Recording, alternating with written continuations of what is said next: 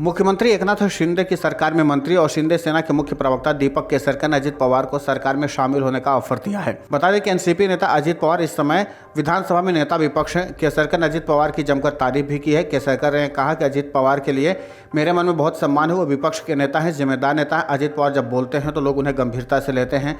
हमारी अपेक्षा को भी सरकार में शामिल हों। केसरकर ने कहा कि अजित पवार एक अनुभवी नेता है, उनके काम का फायदा राज्य की जनता को मिलना चाहिए। केसरकर के इस बयान के बाद एक बार फिर से अजित पवार को लेकर के नई अटकलबाजी शुरू हो गई है। इससे पहले भी अजित पवार के बीजेपी के साथ जाने की खबरें चली थी, लेकिन अजित पवार ने आखिरी सांस तक एनसीपी में ही रहूंगा ये बयान देकर के मामला शांत कर दिया था। बाद में एनसीपी प्रमुख शरद पवार के पार्टी का प्रमुख पद छोड़ने की घोषणा को भी अजित पवार को बीजेपी में जाने से रोकने के लिए उठाया गया कदम बताया गया था। अब केसरकर के खुले ऑफर के बाद एक बार फिर से नई चर्चा शुरू हो गई है।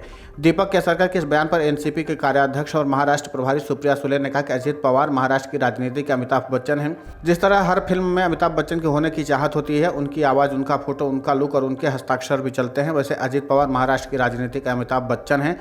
लेकिन यहाँ पर समझने वाली बात यह है कि अजित पवार को यह ऑफर ऐसे ही नहीं दिया गया है, बल्कि अजित पवार ने खुलकर पीएम मोदी की तारीफ कर दी। उसके बाद ही शिंदे गुट की ओर से ऑफर दिया गया है। आपको बता दें कि महाराष्ट्र में राष्ट्रवादी कांग्रेस पार्टी के वरिष्ठ नेता अजित पवार ने शुक्रवार को प्रधानमंत्री नरेंद्र मोदी और केंद्रीय गृह मंत्री अमित शाह की जमकर तारीफ की। दोनों की प्रशंसा करते हुए उन्होंने कहा कि बीजेपी आज देश के कई राज्यों में सरकार बनाए हुए है। बीजेपी इन दोनों के कारण ही कई राज्यों में आज सरकार बना पाई है। बयान अजित पवार ने जलगांव में मीडिया से बातचीत करने के दौरान दिया था।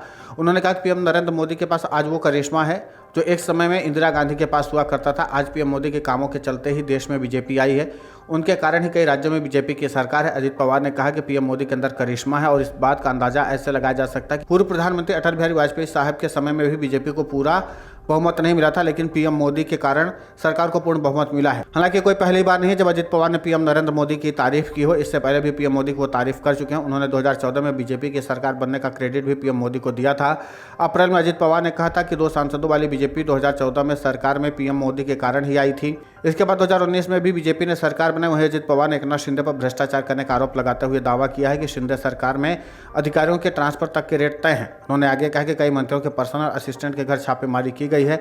अब जिस तरीके से शिंदे गुट की ओर से अजित पवार को ऑफर दिया गया, उसके बाद से महाराष्ट्र का सियासी पारा एक बार फिर से हाई हो गया है कि क्या अजित पवार एक बार फिर से दल बदलने जा रहे हैं या और कुछ मामला है।